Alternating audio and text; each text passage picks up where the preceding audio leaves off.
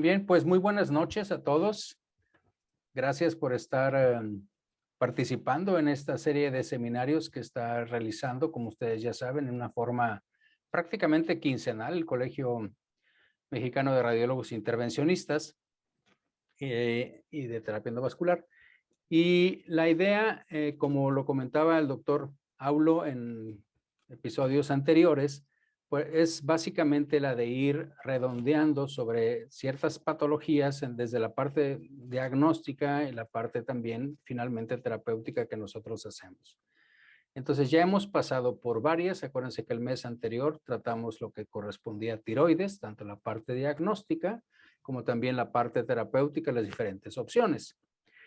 Ahora vamos a empezar con la próstata y hoy tendremos la parte diagnóstica que tiene que ver con la parte de imagen, pero también como lo vamos a ver con el doctor, ahorita lo presento al doctor Sergio Peregrina, pues la parte de diagnóstico a través de las biopsias, no nada más hacer la parte diagnóstica tanto por imagen, las diferentes metodologías, la clasificación, el PIRADS y demás, y finalmente las biopsias. Para en la siguiente sesión ver los tratamientos que existen ahorita desde el punto de vista intervencionista, ya con esto en la próstata, desde la parte típica de ablación, como podría ser la crio, pero hasta incluyendo con profesores invitados que vamos a traer de España y Argentina para ver la parte de embolización prostática. Bien, pues entonces hoy tengo mucho gusto en presentar a un profesor, el doctor Sergio Peregrina, que aparte de eso, pues lo más importante es que es amigo. Entonces nos conocemos desde hace muchos años. Sergio ha participado siempre en la parte, desde que yo me acuerdo. No es que sea más viejo que yo, pero pues yo era residente y él ya daba clases, entonces, no se crean. Pero finalmente, siempre he estado involucrado en la enseñanza, siempre he estado involucrado también en participar activamente como líder en la parte de radiología desde el Colegio de Radiología de Jalisco, después como presidente del Consejo Mexicano de Radiología, después como presidente de la Federación Mexicana, ahorita también como sinodal, como consejero, o sea, sigue activo y como van a ver ahorita en su plática, pues va a tener una presentación con un espectro amplio desde los conocimientos básicos, incluso puede meterse, porque lo conozco, no he visto la plática, pero supongo por como lo conozco, puso un poco de cuestión genética, de receptores y cosas, fisiopatología, muy bien la anatomía, que es una parte fundamental de lo que tenemos que conocer, y después, pues a los diferentes métodos de imagen, creo que enfocará también esto en la parte del PIRADS y como les digo, terminará de una manera particular en donde él con su experiencia en el manejo de los pacientes con cáncer de próstata en particular, pero en general con los pacientes prostáticos, de hiperplasia y demás, una técnica particular de biopsia prostática que realiza. Entonces, sin más preámbulos y para empezar, doctor Sergio Peregrina, por favor, adelante. Voy a poner en mute mi micrófono, ¿ok? Ok, muchas gracias, Memo. Quiero empezar por mencionarles el origen de la próstata porque es muy interesante. Todos conocemos que las tres partes funcionales fundamentales, pues es la zona central, la zona transicional y la zona periférica. Lo importante es que cada una de ellas tiene un origen embrionario diferente. La zona central, junto con las vesículas seminales y los conductos eyaculadores, provienen de los conductos de Wolff. Y recordar que la próstata se une, viene de dos partes, derecho e izquierdo, y termina fusionándose por la línea media. Y los remanentes de los conductos de Müller, y tenemos una punta maciza que a veces degenera en un pequeño quiste y que conocemos como los quistes de Müller. En las tres zonas sabemos que la zona central ocupa el 25%, la zona periférica el 75% y la zona transicional únicamente el 5%. Esto es, me equivoco con los botones. Esta es la que va a provocar, esta ínfima porción de próstata es la que va a provocar los mayores problemas en el adulto. Ahora, estos son el significado histológico de estas zonas, ¿no? La zona periférica, decimos, viene del mesodermo, Es el sitio más común de cáncer prostático, el 70-75%. Es la más susceptible de sufrir inflamación y atrofia, y menos comúnmente la hipertrofia prostática benigna, que también lo presenta. Hay que saber que la dirección de los conductos de la zona periférica son tangenciales, casi a 90 grados con la uretra. En cambio, la zona central están en contradirección y la zona transicional son hacia arriba. Entonces, cuando ustedes orinan y de pronto detienen el chorro, el reflujo de la orina es directamente a la zona periférica. Y es por esto que es el más susceptible de las infecciones. Por otro lado, la zona transicional viene del endodermo, el sitio más común de hiperplasia prostática benigna, tiene un patrón histológico variado, es el sitio más común de hiperplasia domatosa y el cáncer únicamente ocupa del 15 al 25% y que tiende a ser de menor grado que la zona periférica y la zona central. En cambio, la zona central, que viene de los conductos de Wolf, es relativamente resistente a la inflamación y el cáncer es muy raro, del 0.5 al 2.5%. Pero cuando se presenta el cáncer en la zona central, suele ser de alto grado, con invasión frecuente a las glándulas seminales. Las glándulas de este sitio, como vamos a ver, son diferentes a las otras dos zonas.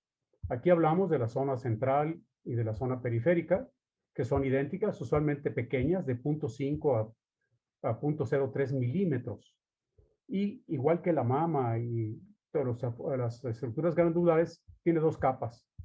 La capa glandular, que dan hacia la luz, y una capa mio, que va hacia la zona basal, la mioepitelial basal, y encima las zonas epiteliales cúbicas.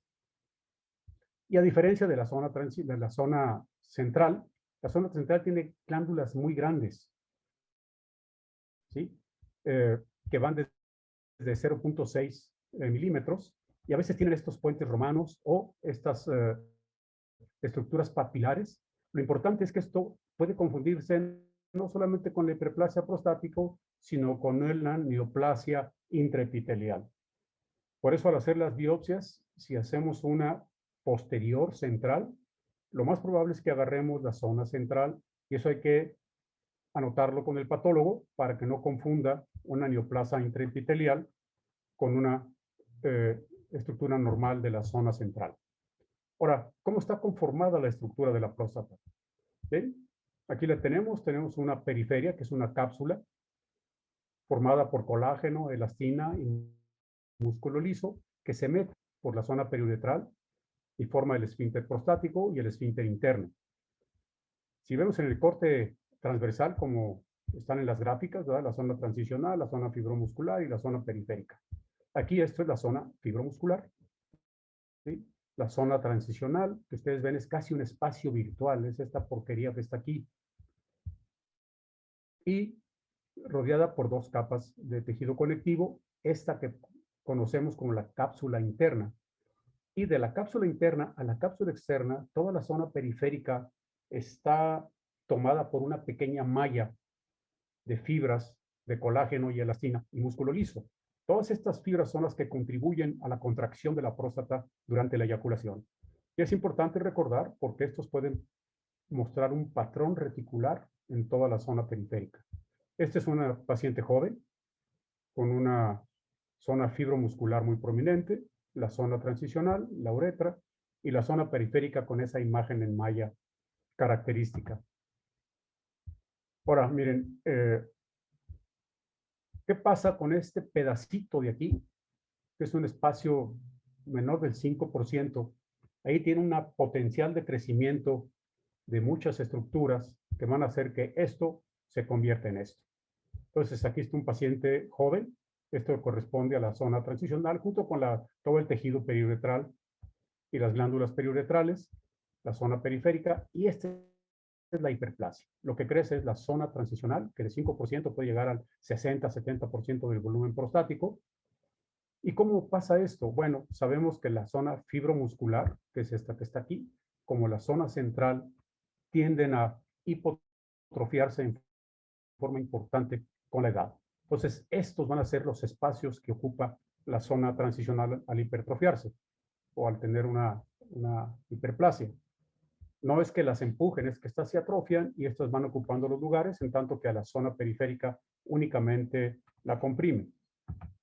Ahora bien, decíamos que en este espacio tan pequeño y virtual existe todo ese potencial de crecimiento de hiperplasia, que puede ser la hiperplasia glandular. Esta hiperplasia glandular puede tener una degeneración quística.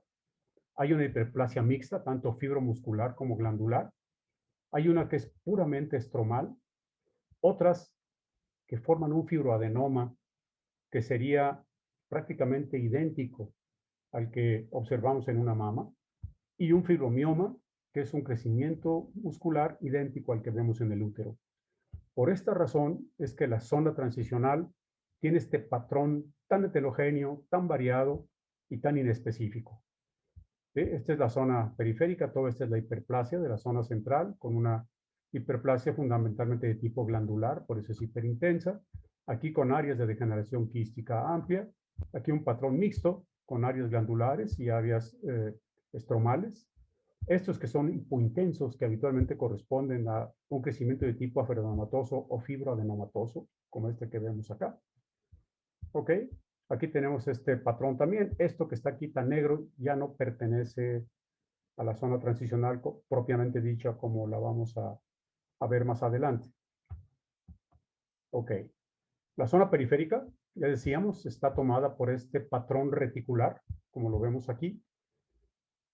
Y es importante reconocerlo porque estas fibras pueden unirse o volverse densas en los procesos postinflamatorios de prostatitis.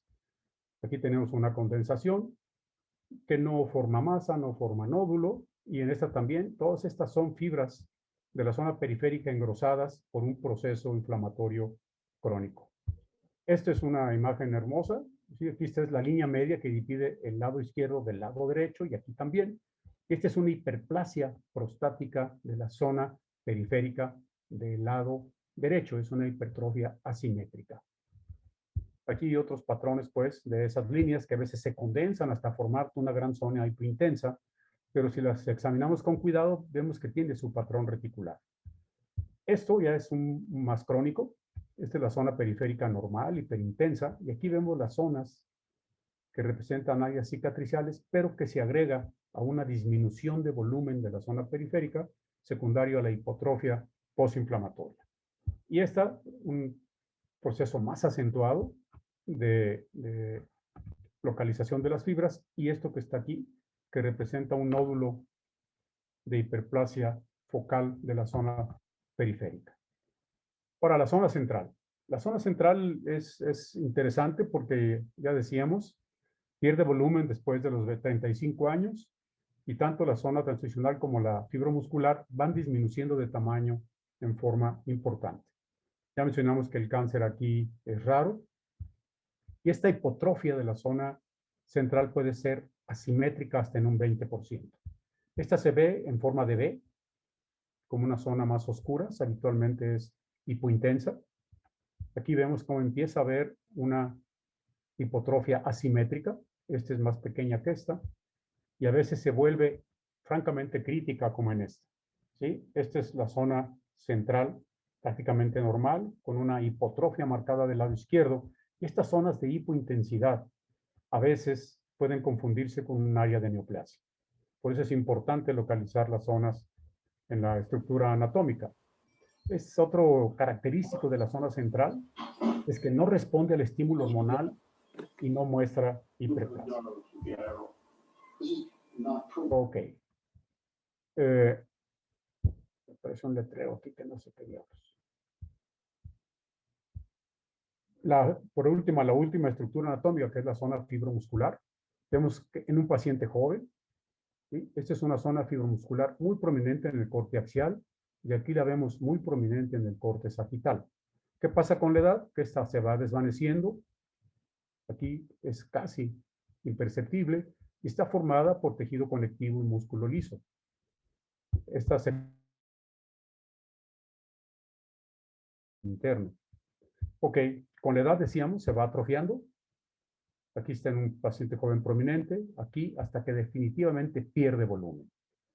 Y también la hipotrofia puede ser asimétrica.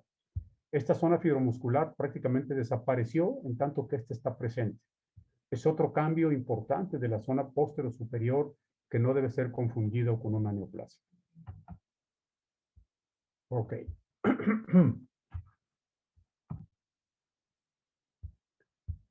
Hay que recordar una cosa, que no todos los pacientes muestran una hiperplasia prostática de la zona transicional.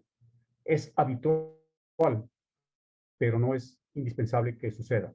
Hay pacientes que nunca sufren una hiperplasia prostática de la zona transicional. ¿Y qué pasa? La zona muscular y la zona central se atrofian. Y entonces lo único que queda, como en este, es la zona periférica. Es una próstata pequeña de 6 centímetros cúbicos, funcionante, porque todas las glándulas de la zona periférica están funcionantes. Nomás que, ¿qué pasó? Estas se atrofiaron, esta no se hipertrofió, y no es que esto sea una glándula atrófica, sino simplemente no tuvo una hiperplasia de la zona transicional. A diferencia de la atrofia, como en este que vemos aquí llena de calcificaciones, oscura, pequeña, y la bronca son estas pequeñas negras, que en estas glándulas pequeñas, cuando sufren una prostatitis, pueden provocar una fibrosis difusa. Y esta imagen puede ser tanto de una prostatitis crónica severa como de un cáncer. Entonces, estas habitualmente, por aquello de noten tumas, hay que realizar la biopsia. Quiero mencionar algo de las glándulas para entender el Gleason. Este es un estudio normal. Vemos aquí las células epiteliales y las mioepiteliales aquí en la periferia, estas lineales aquí. Este es un tejido normal. Es igual, pero con hiperplasia. En el grado 2 empieza a aumentar el número de glándulas compactadas. Y, perdón, se me fue aquí esto. Ay, no sé qué hacer. Ya. En el grado 3, lo que pasa fundamentalmente en el grado 3 es que empiezan a desaparecer las células mioepiteliales. ¿Sí? Las epiteliales están presentes, pero las mioepiteliales, como esta de aquí, empiezan a desaparecer. Ese es el primer síntoma de cáncer y se considera como un grado 3. En el grado 4 se pierde la estructura glandular y se vuelve tubular. Las glándulas se fusionan, se vuelven tubulares, tienen núcleos grandes y prominentes con ausencia de células mioepiteliales. Y el patrón de crecimiento difuso, con grandes núcleos con nucleolos difusos, sin formación de ductos, y ese es un grado 5. ¿Cómo lo cataloga el patólogo? Le mostramos la muestra, revisa el campo y el patrón dominante. Por ejemplo, él ve este patrón en un área, que es un grado 3, este ve otro patrón en otra área, y cuál de los dos es dominante. Ese va en primer lugar. Si este domina, va a ser un Gleason 3 más 4. ¿Sí? Y si domina este, pues invierte, va a ser un 4 más 3. Por eso en la clasificación de riesgos, se considera que por abajo de 7, o sea, si es 3 más 3, se considera de muy bajo riesgo. Luego sigue el 3 más 4, que es el grado 2, el 4 más 3, que es el grado 3. Este grado 4 es interesante porque tiene esta formación que se llama una formación glomerular, en donde el tumor crece hacia la luz de la glándula, como si fuera un carcinoma in situ, intraductal, pero se considera agresivo, y cuando se encuentra este patrón debe considerarse también con un Gleason 4. Y ya decíamos la pérdida total del patrón glandular, que es un grado 5, y de nuevo, si el patrón que domina es este y menos numeroso es este, sería un Gleason 4 más 5 igual a 9. Ok. ¿Y cómo vamos a examinar la glándula prostática? Pues lo hacemos utilizando todas las secuencias, el T1, que nos sirve para detectar ganglios, para detectar lesiones óseas, extensión pélvica de la lesión tumoral. Y el T2, que es el básico, el que nos va a decir la estructura de la glándula. Aquí están las seminales, una gran tumoración en este sitio, otra pequeña acá. y nos ayudamos de la espectroscopía, de la difusión pesada y del ADC y de la perfusión con material de contraste. ¿Sí? Aquí tenemos una lesión muy sospechosa en la zona periférica que restringe en la difusión pesada y que muestra una captación temprana con la aplicación del contraste.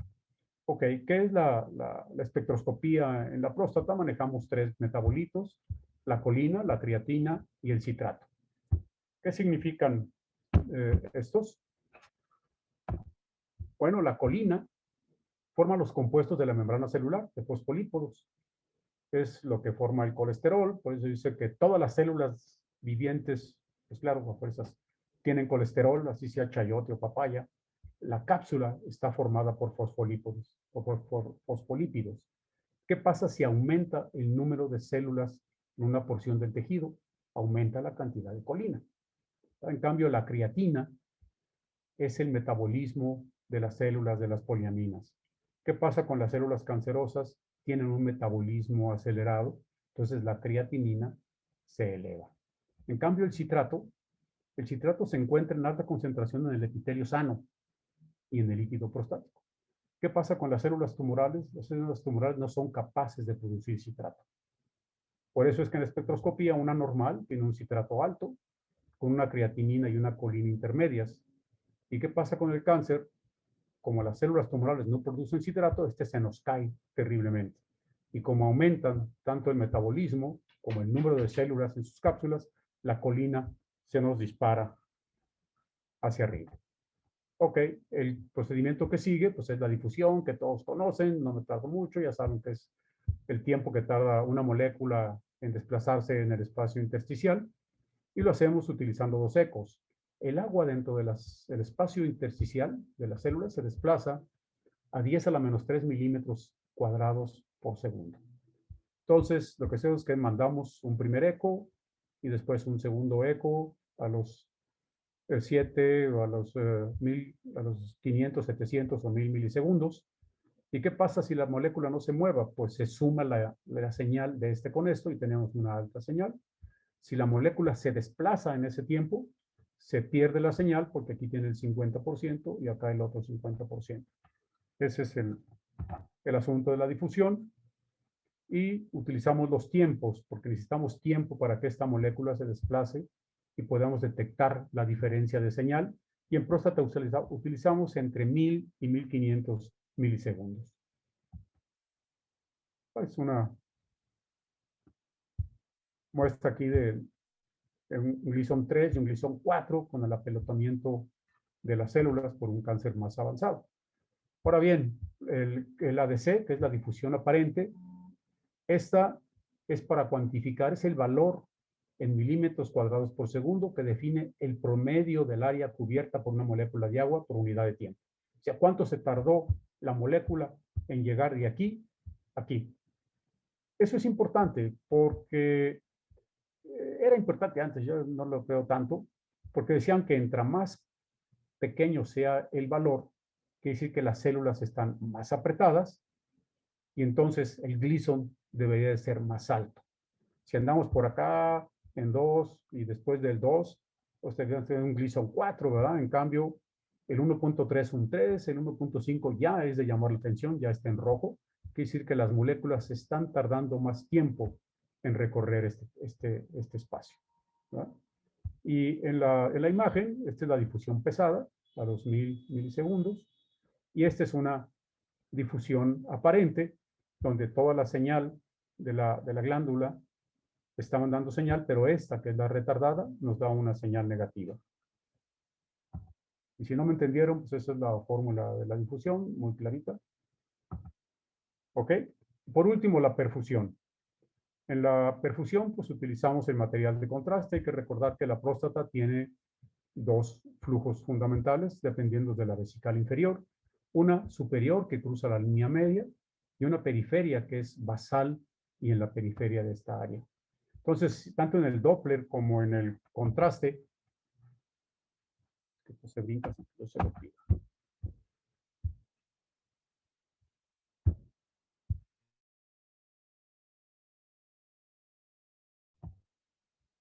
Vemos que este es un flujo medial aquí, que es el izquierdo, y el derecho, que es un patrón normal. Y este es un patrón periférico con sus ramas internas también normal. Muchas veces son asimétricos por los cambios inflamatorios. Este es el Doppler y la perfusión con resonancia magnética. Vemos el patrón central y el patrón periférico, que deben considerarse normales. Ok.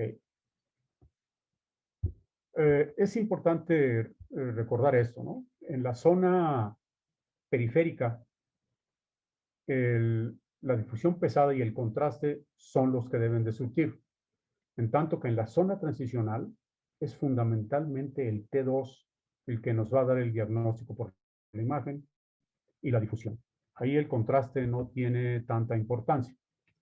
Y miren, por ejemplo, al principio considerábamos las curvas y qué tanto se pintó. Aquí tenemos una perfusión con un flujo dominante sobre el lado izquierdo. Después todo se funde, aquí hay un poco más de captación, pero se vuelve un masacote aquello que es difícil poner dónde está la curva. Entonces, actualmente se considera como positivo cuando existe una captación temprana focal. Antes de que la glándula se impregne, el primer foco que se prende, ese es el que consideramos positivo. Este es muy interesante porque era una zona hipointensa, mal definida, podría ser una zona de prostatitis, y la captación del contraste aquí nos hace que pasemos de un BIRAT 3 posiblemente a un BIRAT 4. Ok, este es el PIRATS, que se los voy a mostrar mejor gráficamente. ¿Sí? Entonces tenemos, estos son los patrones que ya habíamos mencionado, toda esta gama de crecimientos de la zona transicional. Y entonces el 1 es cuando tenemos una zona homogénea, prácticamente sin ningún cambio. ¿Sí? Y el PIRAT 2 es cuando tenemos estos patrones, ¿no? Patrón glandular mixto, aquí fibromuscular y glandular, fundamentalmente fibromuscular. Y estas lesiones hipointensas únicas, si es en la zona transicional, debe considerarse como una hiperplasia fibromuscular. Estos son los patrones de PIRAT 1 y PIRAT 2. Cuando entramos al PIRAT 3, cuando tenemos áreas oscuras, de bordes irregulares, aquí está. ¿Sí? A diferencia de la otra, parecía canica, esta se pierden los contornos aquí. Y a la 4, ya zonas con más difusas, hipointensas, tanto aquí como en esta área. Eso ya sería un 4. Sobre todo, para que sea 4, debe medir menos de 1.5 centímetros. Si estas lesiones rebasan los 1.5 centímetros, entonces sí, ya son consideradas como PIRAT grado 5. De todos modos, sabemos que la 4 y la 5 van a biopsia de cualquier forma. Y en la zona periférica es igual, el grado 1 es una hiperintensidad homogénea, sin ninguna bronca. Hablábamos del patrón reticular hipointenso. Y cuando aparecen estas manchas como estas, que sabemos que son secuelas de prostatitis, como aquí, son francamente un PIRAT 2. Cuando estas se condensan demasiado, como aquí, esto ya es oscuro, no puedo ver una masa definida, pero tampoco veo ya el patrón reticular. Este es un 3. Puede ser un proceso inflamatorio, pero no estoy del todo convencido. Lo dejo en un PIRAT 3. Y el 4 igual, las lesiones hipointensas, mal definidas en la zona periférica. Todas estas son sospechosas. Y de nuevo, si miden menos de 1.5, es un PIRAT 4. Si miden más de 1.5 centímetros, pues se convierten en un PIRAT grado 5. Ok. Lo tengo aquí principalmente por esta lesión, ¿sí? Es una zona hipointensa en la zona periférica y una lesión marcadamente hipointenso en la zona transicional.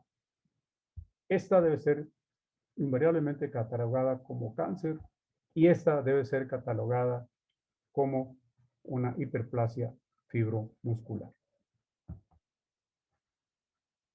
Bueno, se las ponía también porque este es un nódulo hiperecoico, aquí, que se veía como hiperecoico y sin embargo fue un cáncer.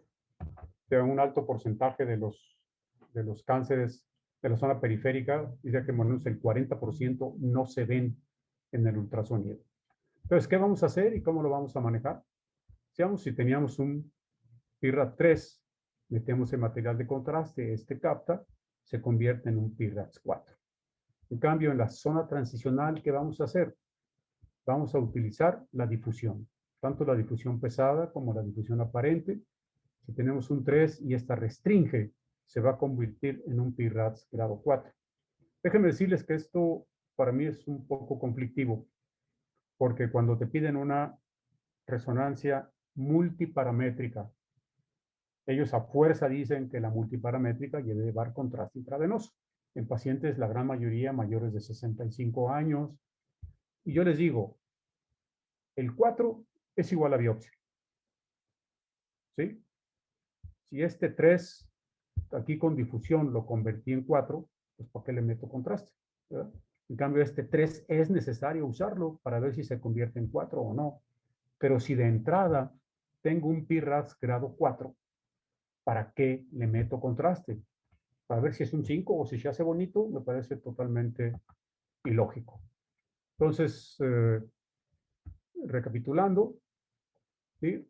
La zona transicional debe usarse la difusión pesada para tratar de hacer un 3, está aquí, en un 4. Y en la zona periférica debemos utilizar el material de contraste de nuevo para esta lesión que era un 3, transformarlo en un 4. Y aún así, les digo, las curvas ya son irrelevantes. Lo importante es la zona del foco que primero se prenda en la perfusión y sobre todo que exista una lesión que sea detectable por el T2.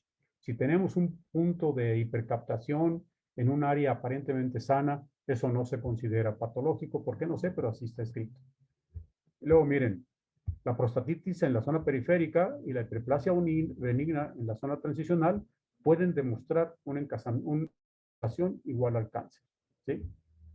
Esto hace pues que eh,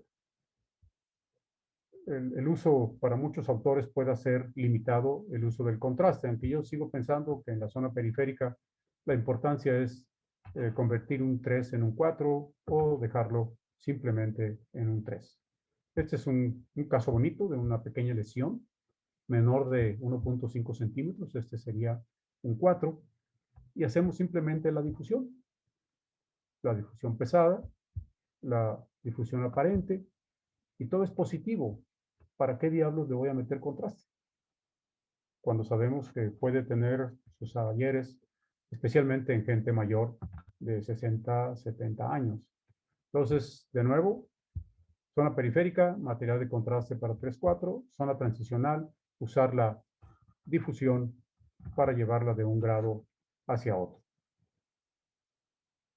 Otra cosa que nunca debemos olvidar, que nos ayuda muchísimo, es la densidad del antígeno. ¿Sí? Una próstata de gran tamaño obviamente va a producir más antígeno que una pequeña. Entonces lo que hacemos es que dividimos el antígeno prostático entre el volumen glandular y debe ser menor a 0.15. Es un punto más de ayuda que muchos autores lo consideran y que yo también utilizo mucho. Ok, ahora, el antígeno también tiene sus problemitas, ¿sí? El antígeno se produce, pasa el epitelio, pasa a la luz de los conductos. Estas son las células epiteliales y las células epiteliales. ¿Y qué pasa? El antígeno prostático específico se une a una alfa-1 antiquimiolipsina y el antígeno prostático libre, que es un 10%, se encuentra unido a una alfa-2 macroglobulina. ¿Qué pasa aquí? Que parece ser que el cáncer produce una mayor cantidad de alfa-2 macroglobulina y fija una mayor cantidad de producción libre.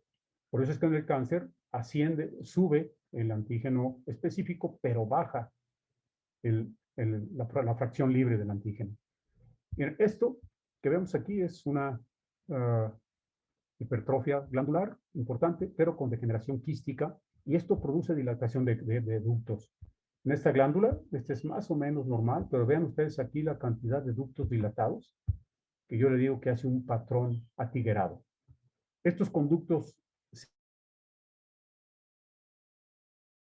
pueden elevarse por una serie de factores, tener picos y luego volver a la normalidad, y es un descontrol terrible. Nosotros en estos casos hicimos pruebas y demostramos que después de una valsalva severa, en estos tienen una elevación importante del antígeno de la fracción libre, pero muy importante, sin decaimiento del, perdón, del específico, sin decaimiento de la fracción libre. Y esos dan guerra porque el paciente viene y trae el antígeno en 14 y luego a los 3 meses está en 6, y es por estas fluctuaciones, como vemos aquí, ¿sí? Esta es una zona de atrofia, como está acá, por una prostatitis. Esta tiene una gran dilatación glandular que no es tan evidente en la resonancia como en el ultrasonido. Y este paciente mostraba elevaciones del antígeno irregulares, pero de todos modos, como aquí estaba esto oscurito y hubo una aparente restricción, se realizó la biopsia, que como vemos aquí fue negativa. Y por último, la zona transicional, que ya decíamos, la zona transicional, rara pero extremadamente agresiva, con mucha frecuencia invade las vesículas seminales, como lo vemos aquí, y este cáncer suele ser de muy alto grado. Ok. Este paciente mostraba una lesión muy pequeñita, miren, aquí, muy probablemente en la zona central. Es esta pequeña zona aquí y esta chiquitita. Entonces, ¿para qué sirve la resonancia? Fundamentalmente para eso, para detectar pequeñas tumoraciones menores de 1 centímetro, a veces de 7 milímetros, y situarlas para poder llevar una biopsia bien dirigida. En este caso, afortunadamente, la detectamos en el ultrasonido. Se hizo la biopsia y sí apareció un cáncer de Gleason 7. Otra cosa interesante es que, decíamos, la glándula tiene un lado derecho y un lado izquierdo. Esto es para ver cómo esta condensación de fibras sobre la línea media, aquí están muy condensadas, pero vemos que hay un patrón reticular franco, no hay una mancha que infiltre, ¿verdad? Bueno, pues aún así me los mandan como se hacen en otro lado, me lo mandan como un IRAX 4, que porque aquí brilló un poquito, pues es un poquito de tejido sano, ¿verdad? Pero pues ya si lo mandan con IRAX 4, hay que hacerles la biopsia y esa, como ven ahí, siempre salen negativas. Esta línea que ven aquí, decíamos, es donde se une la parte izquierda con la parte derecha, y a veces este rafe es muy prominente. Es negro como un tubo de bordes bien delimitados, y eso siempre representa una estructura normal, que no hay que biopsiarla, sobre todo que no va a tener cambios importantes a la difusión.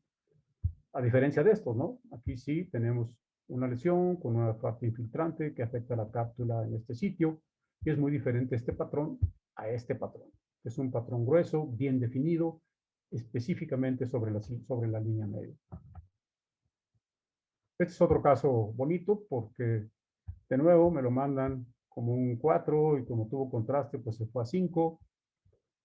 Y por esto hay una lesión de la línea media que se presenta en la difusión pesada como hiperintensa. Aquí es hipointensa. Y se acuerdan que hablábamos del nódulo restante de los conductos de Müller. A veces este es un resto embrionario que característicamente aparece en la línea media de tipo circular y que restringe a la difusión. Como ya lo mandan, pues aquí estaba.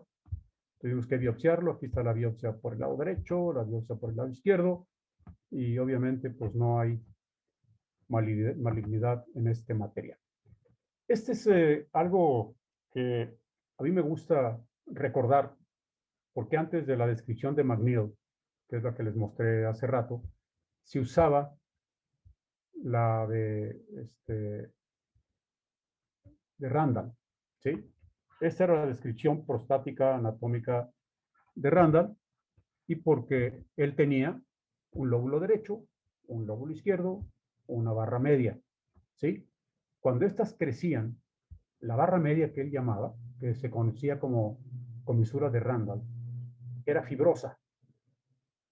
Era por encima de la glándula, por encima de la uretra y era muy obstructiva. En cambio, había otro tipo de lóbulo medio que era glandular.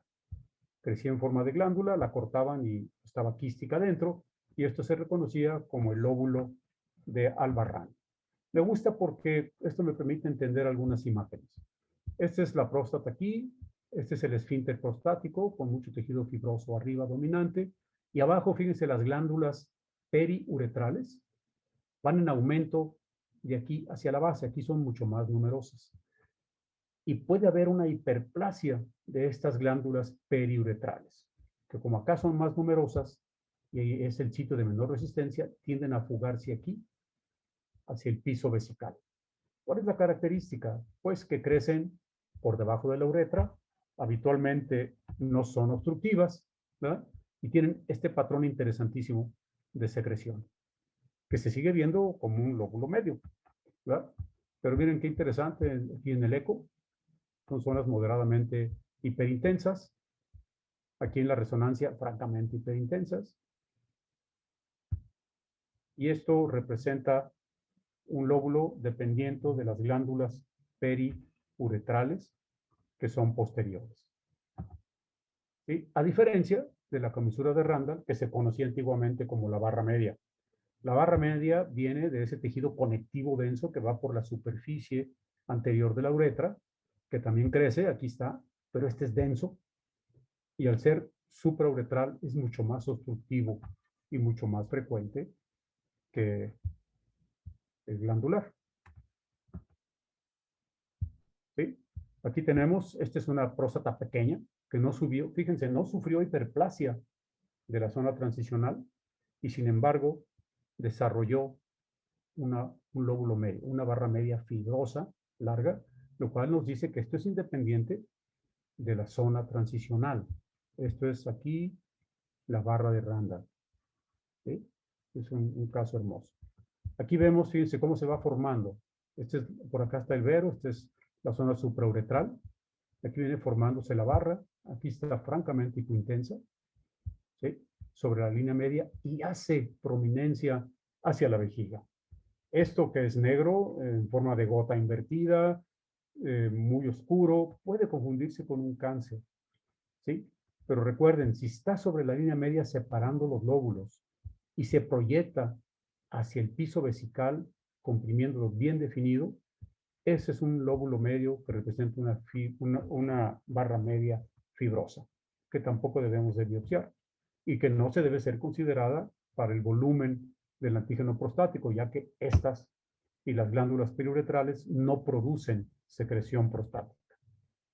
Ok, esto de los quistes me gusta mencionarlo porque frecuentemente se habla del quiste de Müller, que es un quiste del utrículo.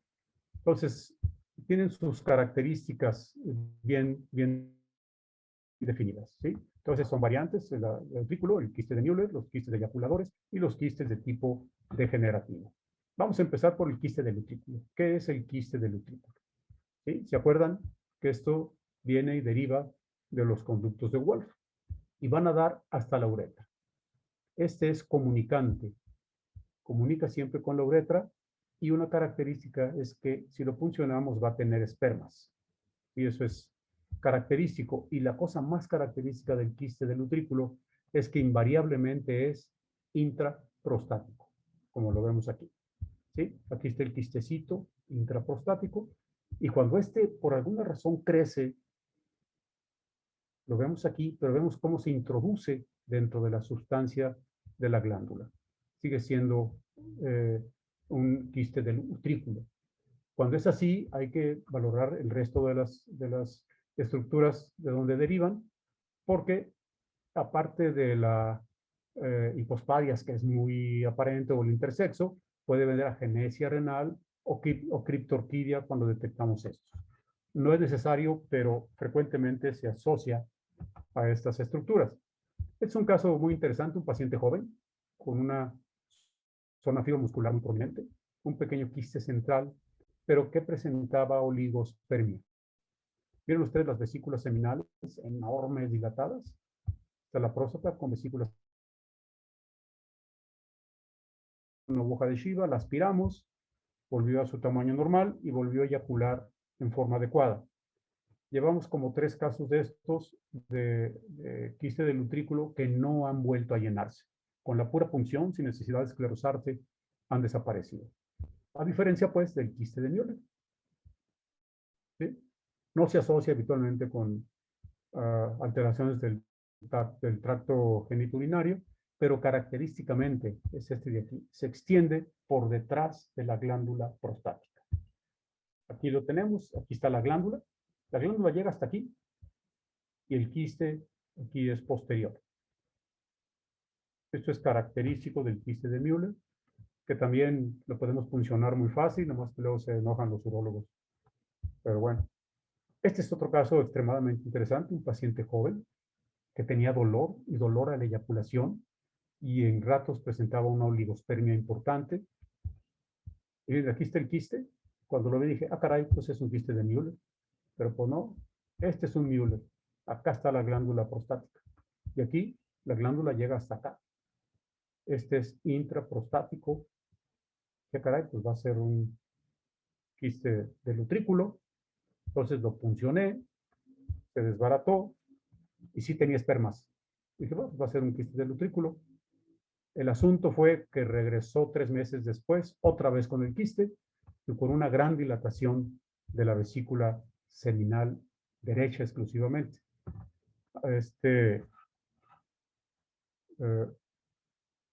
Aquí lo tenemos, ¿sí? La gran dilatación dentro de la próstata, como lo vemos aquí, ¿sí? Y la gran dilatación de la vesícula seminal del lado derecho.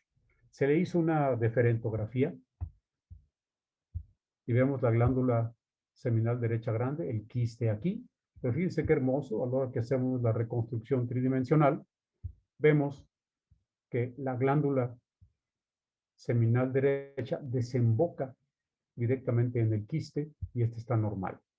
Entonces, ¿a dónde desembocan las vesículas seminales? Pues a los conductos eyaculadores. Entonces, este era un gran quiste del conducto eyaculador derecho. A este paciente se le estripó la vesícula junto con el quiste y se resolvió el problema. Estas son todas las variantes de quistes del conducto de Wolf, ¿sí? Que pueden ser del utrículo o de los conductos eyaculadores. Y los quistes degenerativos que todos hemos visto por secuelas de prostatitis, unos con calcificación, pero la gran mayoría excéntricos y bien delimitados. ¿Verdad? Los quistes los vemos en la resonancia hiperintensos, en el eco los vemos hipointensos y habitualmente no tienen ningún problema para su identificación. Ok.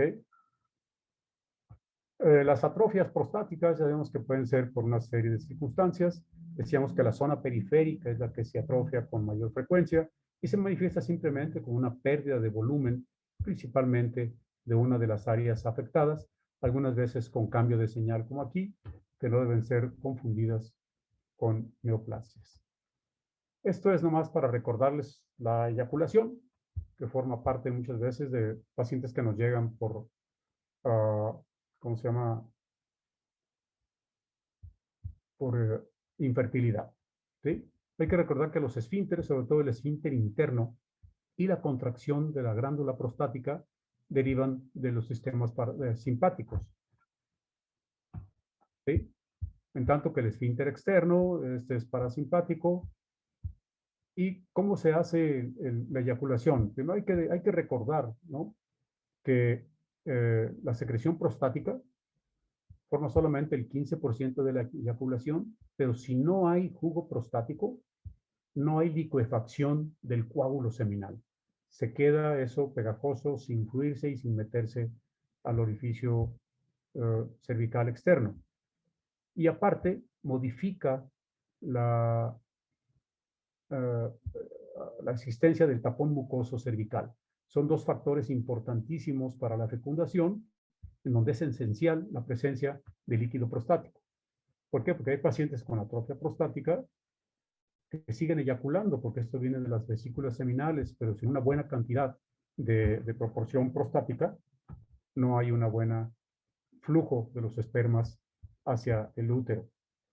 Ahora miren, ¿cómo se lleva esto? Bueno, inicialmente hay una dilatación aquí, a nivel del veromontano, se forma un utrículo y se cierra el esfínter interno.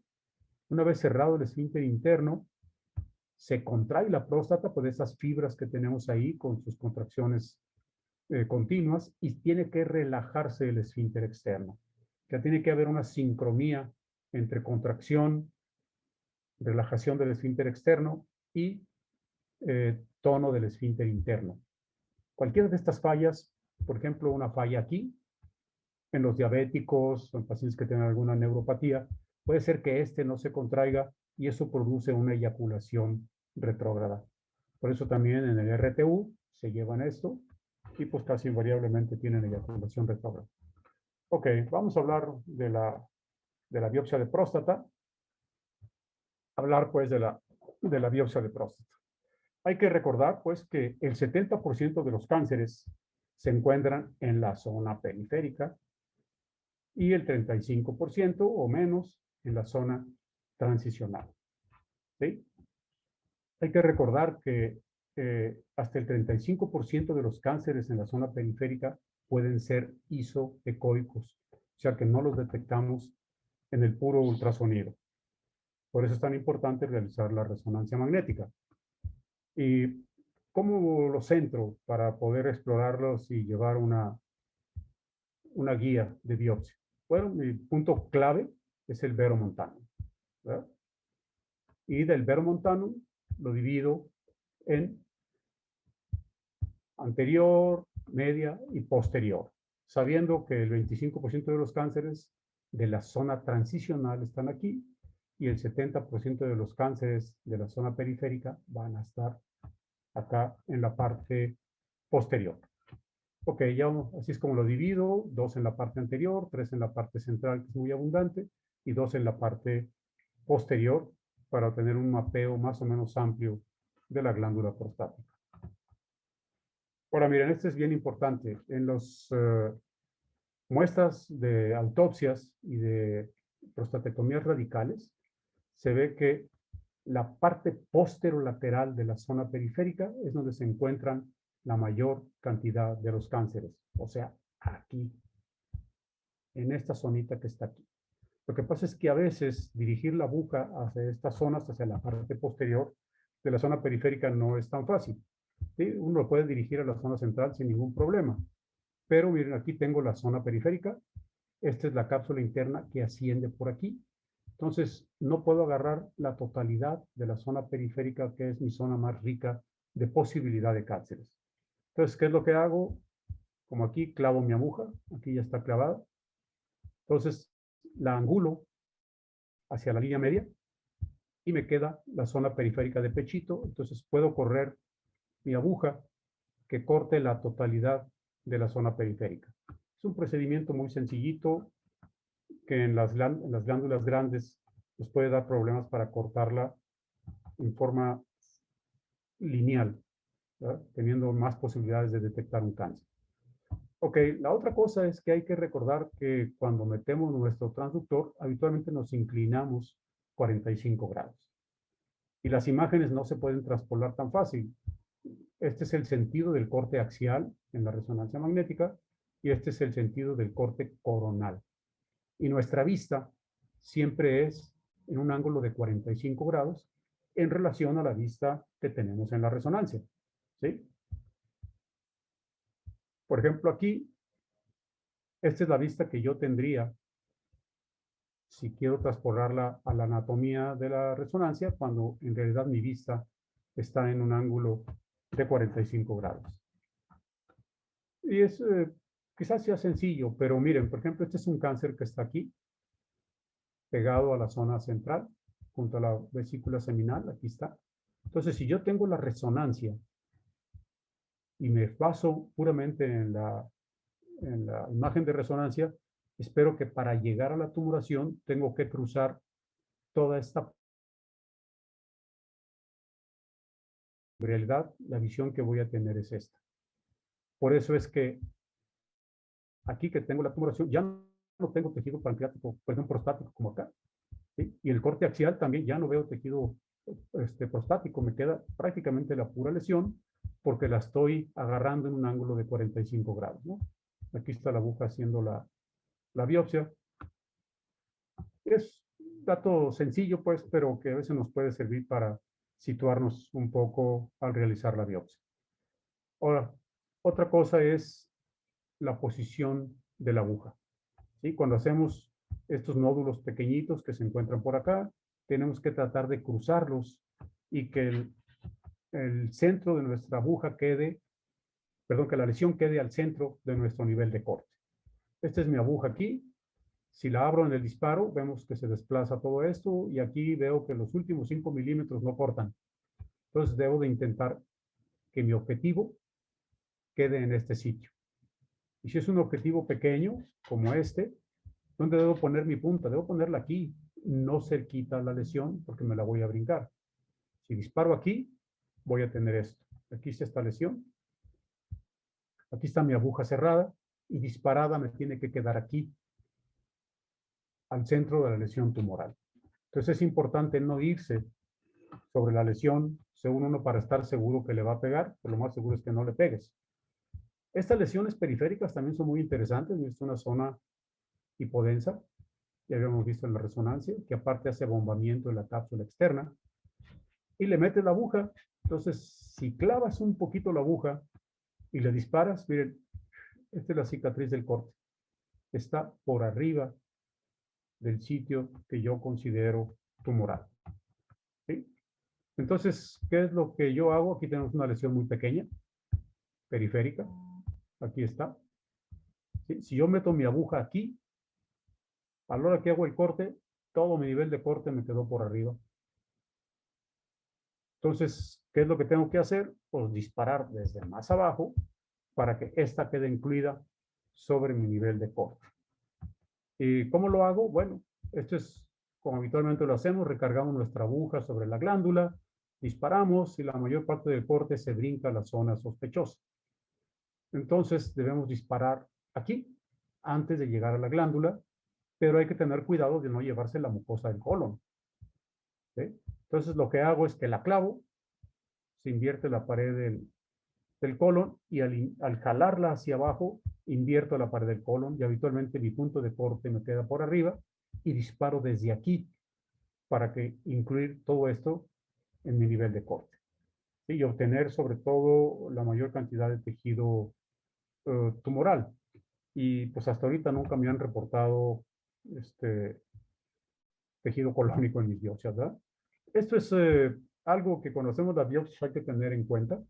Estos son del libro del TESTIC de anatomía, donde ya hablaban que en algunos pacientes habitualmente llega el peritoneo aquí, se regresa por encima de las vesículas seminales. Pero hay pacientes que la peritonización baja hasta casi el vértice de la próstata, sube, cubre la vesícula seminal y regresa. ¿Cuál es la diferencia? Pues que en este caso, aquí atravesamos la pared y luego la próstata, y aquí vamos a atravesar 2 capas de peritoneo. No hay problema, a veces hay un poquito más de sangrado, un poquito más de dolor, pero como los hago con anestesia, no importa. ¿Y cómo lo vemos en la imagen? Habitualmente tenemos las glándulas seminales bien pegadas a nuestro transductor cuando está aquí. Pero cuando se interpone el peritoneo con grasa, por más que queramos acercarlo, estas son las glándulas seminales, vemos que se interpone una línea de grasa, a veces pequeña, a veces mucha, y ahí debemos de pensar pues que tenemos una peritonización baja y quizás vigilar un poquito más el sangrado. Esta imagen que les muestro es con algo que me he tropezado, con esta maldita válvula de Houston del colon. Esta habitualmente tiene una posición lateral. Y cuando entramos, pues aquí directamente a la glándula prostática, no hay problema. Pero miren, a veces hay pacientes que esa válvula de Houston tiene una localización posterior y se sobrepone exactamente donde queremos hacer la biopsia de la glándula. ¿Sí? Eso es lo que pasa normalmente. Pero si la glándula de Houston está aquí, la válvula, llegamos y chocamos con ella. Y no hay manera de librarla, de veras. Entonces tenemos, esta es la glándula prostática y este es todo el colon que arrastramos a la hora que queremos empujar esa válvula. Esta es la próstata y esta es el tejido del colon que empujamos. Entonces, lo que hay que hacer es comprimir lo más que podamos para que este espesor de tejido de esta glándula sea lo menos gruesa posible y pegarle a la glándula. Quiero decirles que cuando hay gente que utiliza nada más una anestesia local con xilocaína, cuando se topan con estos, les duele un friego, le pongan lo que le pongan. Y se pueden realizar las biopsias bien, no más que en casos como este, para no atravesar tanta pared de colon, sí suelo ser un poco más limitado y irme sobre las áreas más sospechosas para ir a realizar mis biopsias. Bien, pues esta es toda la presentación. Espero les haya sido de utilidad. Como mencionaba Memo, tengo otras sobre los receptores, especialmente los genes interesantes como el BRCA2, que actúa importantemente en el cáncer de próstata, por lo que si tienen mamá o hermana con cáncer de mama o de ovario, hay que tener en cuenta que son candidatos a que pudieran tener un cáncer de próstata. Ok, muchas gracias. A las Pues órdenes, Memo. sí, pues Checo, muchas gracias. Digo, excelente presentación, como siempre.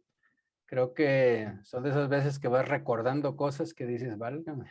Bueno, te están felicitando aquí. Está Enrique, está Etel Rivas. Y bueno, me gustaría, acuérdense que la parte importante de esta dinámica o de estos seminarios, pues claro, es evidentemente escuchar la plática del expositor, pero es también una oportunidad para preguntar si tenemos alguna duda, cuál es la conducta, de alguna manera, qué es lo que cada uno de nosotros hacemos. Y creo que hay muchas posibilidades ahorita de preguntarle a Sergio. Ahorita no veo ninguna pregunta en el chat, pero yo quisiera preguntarte, Sergio, fíjate que, bueno, hace poco revisamos también un artículo que estaba yo comentando sobre el PIRADS3, ¿no? Que de alguna manera es semejante a lo que sucede con el PIRADS3, en donde dices, bueno, existe, ya estoy hablando ya cuando le dices al paciente, ¿no? Le dices al paciente, usted tiene un PIRADS, o a la paciente un PIRADS3 o acá un PIRADS3, y probablemente es benigno en el 98%, tiene una muy baja. Entonces, finalmente, en esos pacientes que te mandan o que tienen esa necesidad, esa, ¿cómo te podría decir? Angustia, pues, ¿no? De saber si lo que tienen realmente es un cáncer o no. Porque acuérdate que mucho de eso, pues no es nada más como yo les digo a mis residentes, no te estás haciendo una biopsia o te lo están mandando una resonancia porque estás pasando por la calle, es porque finalmente te hiciste un estudio y lo más probable es que tengas el antígeno prostático específico elevado. Y eso es lo que disparó todo lo demás, ¿no? Entonces, ¿cuál es tu conducta en esos pacientes que llegan contigo con una sospecha de PIRADS3 o con un PIRADS3? Ok, mira, ese es muy interesante porque la gente es muy acelerada, definitivamente. Como dices, yo no sé qué haría si me dijeran que tengo un PIRA3, pero ahí es importante checar cómo está el nivel de antígeno y qué tan rápido le ha subido, porque sabemos que no debe subir más de 0.7 por año. Subió rápido o ha sido lento, eso es una cosa importante. Y otra, ¿qué relación hay con la densidad del antígeno? Si es un paciente con una próstata de 60 centímetros cúbicos que trae 7 de antígeno prostático, pues me río, eso es Claro. normal. Pero como les aumentó a 7, les vale gorro la densidad. Y si yo te digo, yo tengo un PIRA3 con una próstata de 60 y con una densidad de antígeno por debajo de 10 o de 12, yo le digo, espérese. ¿Qué es lo que hay que Claro, hacer? Hay que checar su antígeno, ¿sí? Cada 4 o 6 meses. sí, sí. Todo ese parámetro y sobre todo que el PIRA3 lo más frecuente no es palpable al dedo. No hay un nódulo duro que tú detectes. Entonces, se propone. Yo lo que propongo es hacer un seguimiento a corto plazo del antígeno prostático. Y ante cualquier elevación, cualquier modificación, pues ya tomar otra conducta. Así es, sí. De hecho, te hago el comentario porque ahora recientemente en el Radiology en mayo 25, algo así, que yo platicaba ahí en el podcast, que es el cómo en este grupo específico de pacientes ¿sí? La parte importante de evitar las biopsias prostáticas con una alta probabilidad de que sea benigno es lo que tú acabas de mencionar, ¿no? Que es el volumen, o sea, es la densidad, utilizar esto con la densidad del antígeno prostático. Y tú pusiste el valor de 0.15, que es el valor que básicamente ha establecido todas las publicaciones. Ajá. Ellos se bajaron un poquito a Sí, a 0.1, 12. ¿Eh? a 0.1 que es 10, lo que tú Bueno, mencionaste, o sea, exacto. 0.1 o 10. Y bueno, pues obviamente entre menos, pues obviamente tu margen de seguridad es mucho mayor, ¿no? Entonces, en la medida en que tengas eso, pues prácticamente aseguras, o sea, en el caso de ellos no hubo ningún caso de que fuera clínicamente significativo, ¿sí? Si utilizabas como parámetro justamente eso, ¿no? El hecho de tener el 3 más un antígeno prostático, una densidad, perdón, de antígeno prostático por de 0.1 o menor, ¿verdad? Ok. Bien, tenemos algunas preguntas. Dice, muchas gracias, doctor, por la información muy importante. Cuando tenemos un paciente ya con metástasis, ¿la biopsia aporta diferencia en el manejo del paciente? Ah, quizás nada más para ver el grado de agresividad.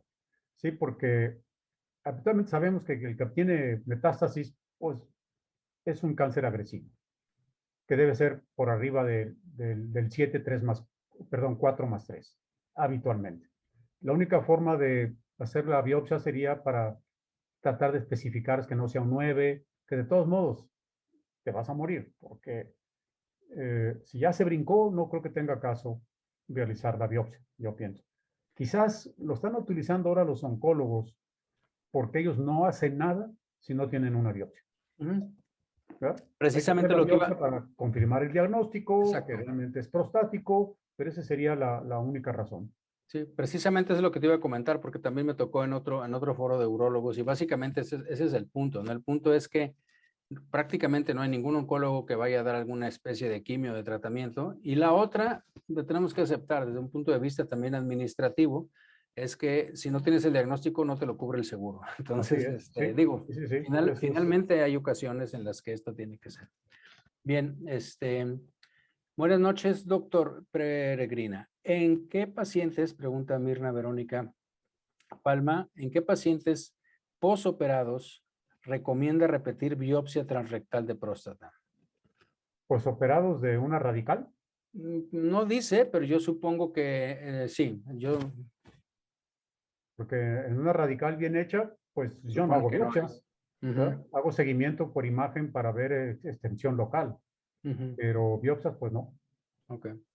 Sí, definitivamente eso sería a lo mejor cuando tienes una sospecha o a lo mejor cuando estás pensando que son esos pacientes en los que, bueno, ahorita por ejemplo en el hospital los estamos viendo muy frecuente, de hecho tenemos un protocolo de eso, el doctor Hugo está trabajando su doctorado en eso, en donde son pacientes que tienen ya una cirugía que se supone que bajaron y tenían niveles de antígeno indetectables y que después empiezas a detectar los antígenos. Entonces, en esos pacientes lo que estamos haciendo es PET con PSMA Exacto. y definitivamente estamos encontrando que aún con valores de 0.5, ¿sí? O sea, que dices tú, pues es menor de 1, o sea, es prácticamente Claro, normal.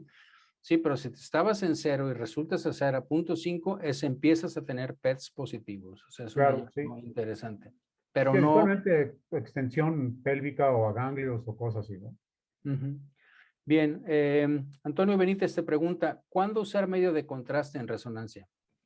Bueno, creo que lo platiqué. Yo lo uso en próstata únicamente para cuando tengo un 3 en zona periférica para ver si se convierte en 4. Así es. Porque si tengo un 4 lo voy a biopsiar. Y si tengo zona transicional, el contraste es inespecífico, utilizo la difusión. Entonces, para mí la indicación específica es tratar Upstaging, de checar un 3 a un 4. así, para subirlo de estadiaje, ¿no? Exactamente. Exactamente. Ujú. Bien, Natalia Hernández, ¿cuándo se realiza una biopsia? Bueno, creo que no es. Cuando se realiza una biopsia, ¿cómo se puede diferenciar el tejido fibroso de una lesión maligna? ¿Cuánto tiempo después de realizar una biopsia se recomienda realizar un estudio de control? Creo que son preguntas muy interesantes. Sí, habitualmente el patólogo, porque yo tengo los resultados de todas mis biopsias, no te dicen nada del tejido fibromuscular.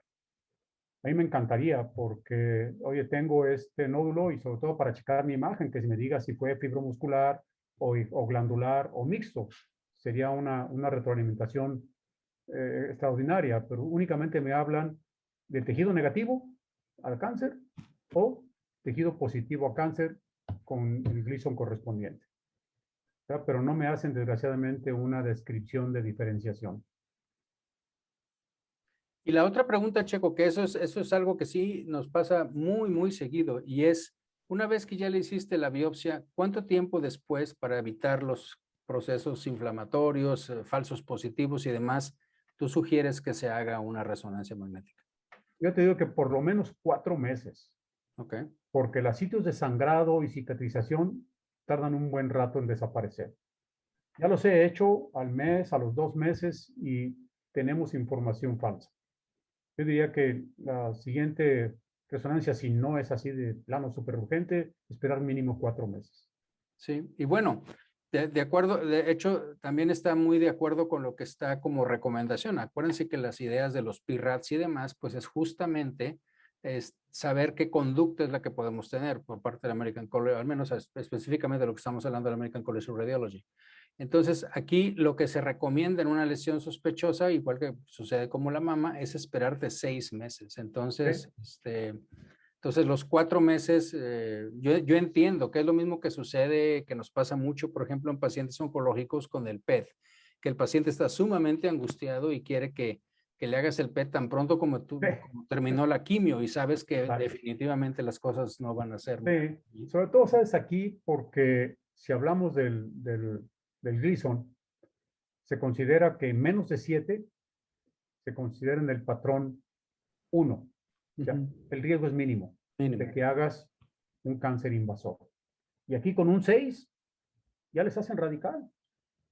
De veras, ese es el patrón habitual del urólogo aquí en México. Cuando en Europa simplemente pasa a vigilancia. Ah, claro. Checar tu antígeno, en todo el protocolo de seguimiento, ¿verdad? Entonces, las causas de angustia aquí son un montón. También, fíjate De que los es una... médicos, de los médicos y de los pacientes. Sí, pero fíjate que también hay una No, razón. ¿me Sí, decías? porque a veces tú haces las biopsias, aunque sean seriadas, y te aparecen puros 3+3. Y de pronto en la radical, como el cáncer, un 70% es multicéntrico, Multicéntrico, ajá. sucede que había algunos patrones de 4+3 o de 3+4. Entonces, con esto justifican hacer la radical. Claro. Sí, no, definitivamente eso es algo que, digo, en eso basan mucho esa conducta de que es básicamente como la mastectomía profiláctica Exacto. en aquellos pacientes que tienen receptores, ¿no? Pero bueno, continuando, fíjate, Antonio Benítez te pregunta, ¿es útil la elastografía? Híjole, estoy ahorita en un protocolo apenas. Ok. Me es útil en la zona periférica, donde estoy cerca del transductor, la imagen es adecuada, pero para la zona transicional, la verdad, tengo muchas broncas. Entonces, sí me ha sido útil, pero como las hago antes de la biopsia, les hago la resonancia, entonces les hago la sonoelasto antes de la biopsia, pues también estoy un poquito viciado, ¿verdad? Porque ya sé dónde está la lesión, pero sí, en la zona transicional no me da mucha información. En la zona periférica es buena. Sí, fíjate que eso es algo que, bueno, se ve, está publicado y está justamente también para el caso de la mama. Hoy en la mañana revisábamos también ahí en la sesión que tuvimos en el departamento las lesiones lobulillares de mama y el papel de la elastografía. Fíjate cómo, de alguna manera, cuando la lesión es muy sospechosa y tú prendes y haces la elastografía, si la cosa se pone azul, o sea, finalmente si esto es duro, fibroso, como le quieras llamar, o sea, en kilopascales o como le quieras poner, pero finalmente dices tú, ah, bueno, pues era maligno. Pero fíjate que la cosa es que no va a cambiar. Si tú tienes una lesión sospechosa y resulta que no se pone con altos kilopascales o no tiene alteraciones, de todos modos o sea, no te va a cambiar son de esas circunstancias como que te reafirma el hecho de que tú digas, mira, tiene esto, esto, y además, ¿sí? Es sólido o es duro, o lo que quieras poner, ¿sí? Y entonces dices tú, bueno, ese paciente que le estás haciendo el diagnóstico es un elemento diagnóstico más para que tú puedas sugerirle y tener elementos para hacer la biopsia, ¿no? Sí, yo no la cambiaría por la resonancia, no la supliría, pues, por la resonancia. Bien, Aulo está preguntando, ¿cuántas biopsias toma habitualmente? ¿Varían en algún momento? Varían según el volumen de la glándula. ¿Sí? Hasta 40 centímetros cúbicos hago 12. Yo creo que 40 biopsias, dije, caray. No. Por arriba de 40 ya me le empiezo a pensar. En algunos hago 14 y cuando son muy grandes y tengo áreas muy heterogéneas en zona transicional, hago 16. Porque tengo que hacer, la aguja no me da, tengo que hacer una cercana para la zona periférica y otra profunda para la zona transicional. Déjame hacerte una pregunta porque ahorita creo que no tengo otra. ¿Habría alguna razón por la que tú digas, tengo un paciente que tiene una resonancia, que tiene una lesión característica en la zona periférica, justamente en esas esquinas que son donde tú mencionabas que desafortunadamente es la más peligrosa porque acuérdense que por ahí es por donde entra el paquete neurovascular, ahí es donde se rompe la parte de la cápsula y es por ahí donde se disemina? Pero bueno, esa es otra historia, pero finalmente dice, si ya la tienes clara ahí, ¿hay alguna razón por la cual tengas que hacer las otras 11? Fíjate que siempre me lo he preguntado y la respuesta es que es muy poco, quizás en un 10% encuentro focos de cáncer reportados por el patólogo que no vi. Ok.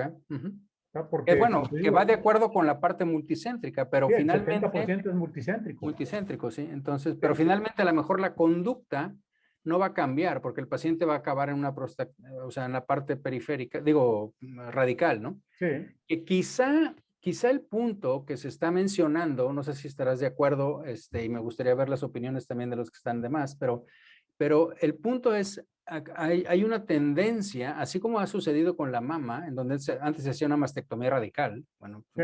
prostatectomía radical, ahora se está haciendo menos y menos. Bueno, acuérdense, digo, todos lo sabemos y más lo que los de ahorita nosotros, es el punto de decir, bueno, puedo hacer una electroporación irreversible, puedo hacer una crio y nada más específicamente de la lesión y después no tocar más, ir con seguimientos y si me aparece otra, o sea, tomando en cuenta la biología del tumor, que Claro. la gran mayoría de los pacientes es algo que puedes mantener, entonces, y afortunadamente también, aunque no es, acuérdense que el antígeno prostático específico ni es específico ni es prostático, existen Así en es. otros tumores también, ¿ok? En las mujeres hay antígeno prostático específico, en cáncer de páncreas, en cáncer, o sea, en unas concentraciones muchísimo menores, pero los podemos detectar, ¿no? Entonces, el punto aquí es precisamente eso, que probablemente en ese contexto de lesiones, perdón, de tratamientos locorregionales que tenemos ahora, la posibilidad de hacer, a lo mejor sí va a ser en un momento determinado decir, ¿sabes qué? Confirmo que este es un tumor y me espero. Si el día que me aparezca otro, voy, biopsio y lo doy y nos vamos con eso, ¿no? Sí. Podría Fíjate ser. que yo en algunos pacientes, es que yo trabajo con el paciente privado Ujú. y los urólogos son especialistas. Si le hago 3, me dice, yo te dije 12. Y si le hago Claro, 16, me dice, yo te dijo 12. Pero yo he visto, por ejemplo, un paciente de 80 años que en primer lugar ya para qué se lo hago, pero me lo mandan para hacerle la biopsia. Le veo un nódulo bien delimitado. El paciente traga aspirina, es hipertenso. Entonces digo, si ya le detecté un nódulo, voy por el nódulo, va a ser positivo. Haz con él lo que quieras, ¿para qué quieres los otros 11? Yo estoy de claro. acuerdo contigo. En eso por lo menos vuelvo a lo de antes, le hago 6. Anterior, medio y posterior derecho, anterior, medio y posterior izquierdo, para dar una vistita más o menos general, ¿verdad? Pero si está muy delicado, hago 3 sobre el área importante y tan, y lo dejo. La Muy cosa bien. es que los malditos protocolos, ¿verdad? Claro, claro. Que deben de ser 12, bueno. Sí, no, pero yo creo que siempre hay una cosa que es el juicio clínico que tenemos que, Claro, ¿verdad? sí. Hay una pregunta muy interesante, bueno, hay varias ahora ya, interesante. ¿Qué manejo le da a una hemorragia transrectal que no cede? Híjole, nunca me ha pasado. Afortunadamente, nunca me ha sucedido ni transrectal ni periprostática. ¿Sí? Soy muy cuidadoso con los tiempos de sangrado y coagulación y sobre todo cuido mucho los paquetes vasculonerviosos de no ir a tocarlos o no ir a lesionar una estructura vascular. Pero te digo que en 30 años que tengo haciendo biopsias y ahorita ya me han disminuido, yo hago 3 o 4 a la semana, nunca he tenido una hemorragia. He Sí, tenido bacteremias, claro, sí, claro, pero eso sí. como todo el mundo, pero nunca me he visto en la necesidad de un manejo por sangrado transrectal. Ujú. Me han sangrado por uretra, sobre Sí, todo cuando claro. tengo que cruzar la línea media para llegar a las lesiones tumorales. Y también es transitorio. Ujú. Uno que tenía persistencia le pusimos una sonda uretral y desapareció el sangrado en 24 horas. Muy bien. Hay una pregunta de Rafael Paz. Dice, ¿la prostatitis puede modificar la calificación o clasificación PIRADS de un nódulo? ¿Debería repetirse la resonancia magnética luego de solucionado el cuadro inflamatorio? Sí, en primer lugar, con un paciente con prostatitis agudo no lo puedes biopsiar. El riesgo de bacteremia es extremadamente alto. Y hay que ver qué tipo de prostatitis tuvo o en qué estadio se encuentra la prostatitis. Si me mandas un paciente con prostadinia, con dolor a la palpación, ese no lo toco. Le hago un eco para tratar de confirmar la prostatitis y después del tratamiento ya hago el estudio. Y si encuentro un foco de prostatitis, como los que les mostré, que son característicos, pues no le hago nada. ¿Verdad? No sé si Sí, sí. contesto la pregunta. Bien, Juan Antonio pregunta, buenas tardes, doctores. Bueno, más bien es para ti. En resonancia magnética de próstata, ¿cuál es el valor de difusión más adecuado para caracterizar lesiones en la zona periférica? Ya lo mencionábamos, entre 1.5 y 2 es el tiempo de retardo que se considera crítico para las lesiones cancerosas.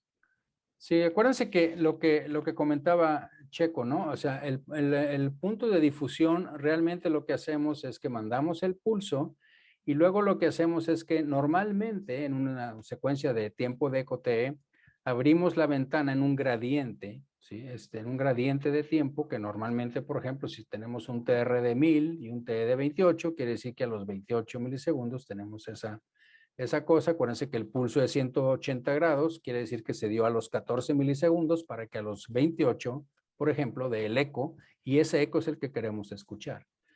Cuando nosotros hacemos difusión, lo que hacemos es que prendemos dos gradientes y nos esperamos en el tiempo a que esos gradientes, para escuchar el eco de ahí. Y aquí básicamente lo que hacemos es que retrasamos eso en varios milisegundos, ¿no? Entonces, Checo lo que está hablando ahorita es de 1.5 a 2 segundos, ¿ok? Básicamente, o sea, 1500 a 2000 milisegundos, pero créeme que si revisan los artículos, nosotros hemos revisado y he platicado con ustedes, hay unos que dicen que el mejor valor es 800, hay otros que dicen que el mejor valor es 1200. Definitivamente va a depender mucho de tu máquina, no es lo mismo 1.5 que en 3, no es lo mismo si estás usando una antena endorrectal que no es lo mismo si es multicanal que no.